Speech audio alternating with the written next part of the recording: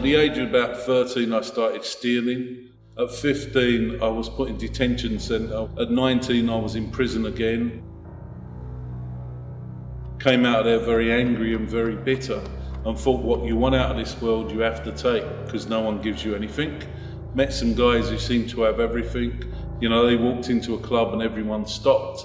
And I expect I wanted that power, I wanted to have everything.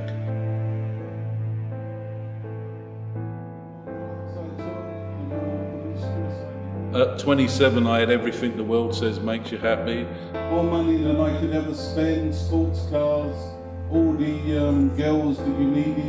But obviously inside there was a great emptiness. I was working a club that we part-owned in the West End of London, ended up hitting this guy and truly thought I had killed him. And I expect the thing that triggered in me was that I didn't care. And I thought, how can I have such a life where all I'm doing is hurting people? And now I've got to the point where I don't even care.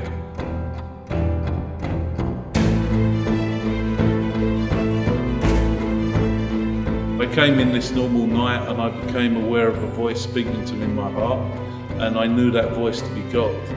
I ended up meeting a priest who told me about a retreat that was happening.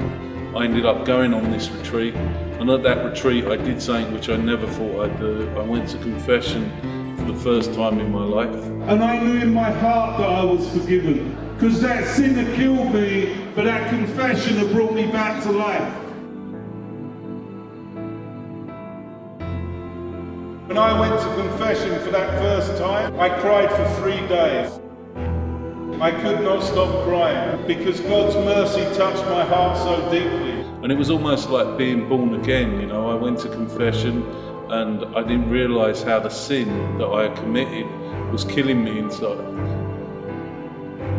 I don't believe it's possible for us to go to confession and to not be completely changed.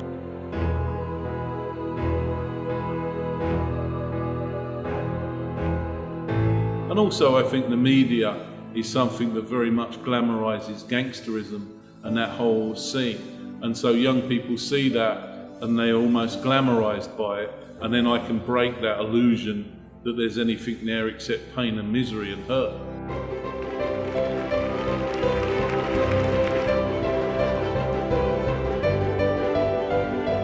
I think the young people in Pridmore would have seen that I'm very vulnerable and real, that I don't pretend that everything was glamorous or great when I was a gangster. And because I'm vulnerable and I'm willing to share that, I think they respond to that vulnerability.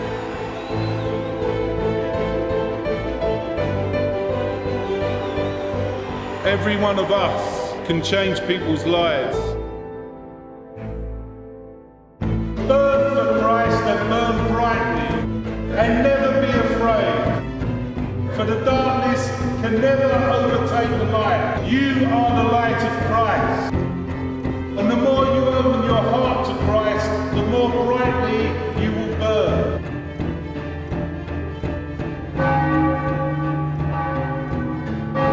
Someone asked me once in a prison, what was the longest prison sentence you ever did?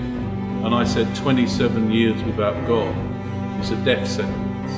And I honestly believe when I lived without God, it was like I was dead, but now I'm alive.